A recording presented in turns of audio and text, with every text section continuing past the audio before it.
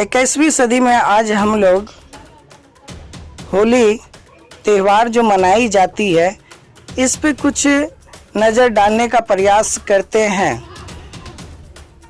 राजा वली के पिता का नाम विरोचन था। विरोचन के पिता का नाम प्रहलाद था। प्रहलाद के पिता का नाम हिरण्यकश्यप था। हिरण्यकश्यप की एक बहन थी जिसका नाम होलिका था। होलिका युवा और बहादुर लड़की थी। वह आर्यों से युद्ध में हिरण्यकश्यप के सम्मान ही हिरण्यकश्यप के सामने ही लड़ती थी। हिरण्यकश्यप का पुत्र प्रहलाद निकम्मा और आवारा ज्ञानकारी था। आर्यों ने उसे सूरा पिला पिला कर नशेड़ी बना दिया था, जिससे वह आर्यों का दास भक्त बन गया था। नशेड़ी हो जाने के कारण वह अपने नशेड़ी स्थितियों के साथ बस्ती से बाहर ही रहता था। पुत्र मोह के कारण प्रहलाद की माँ अपनी ननद होलिका से उसके लिए खाना भोजन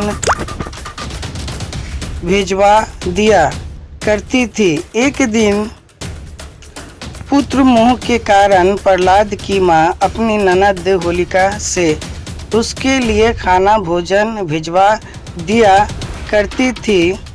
एक दिन होलिका शाम के समय जब उसे भोजन देने गई तो नशेड़ी आर्यों ने उसके साथ बदसलूकी की और फिर उसे जलाकर मार डाला।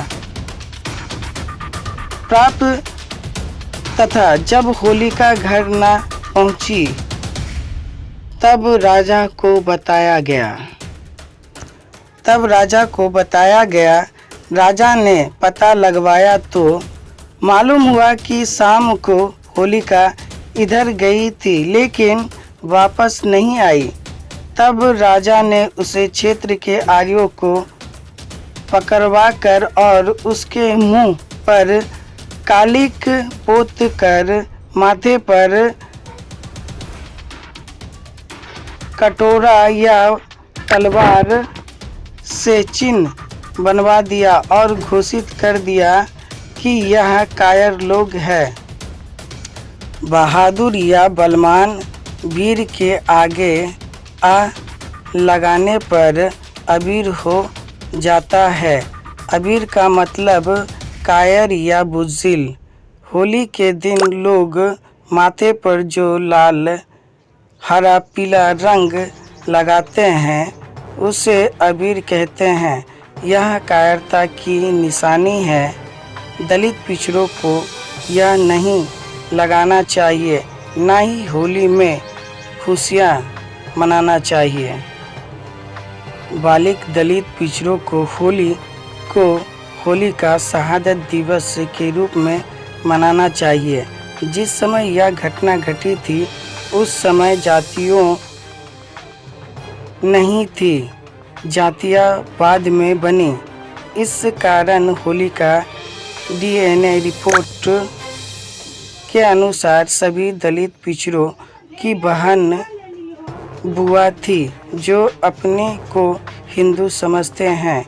वह आज भी रात्रि में अपना मुर्दा नहीं जलाते हैं।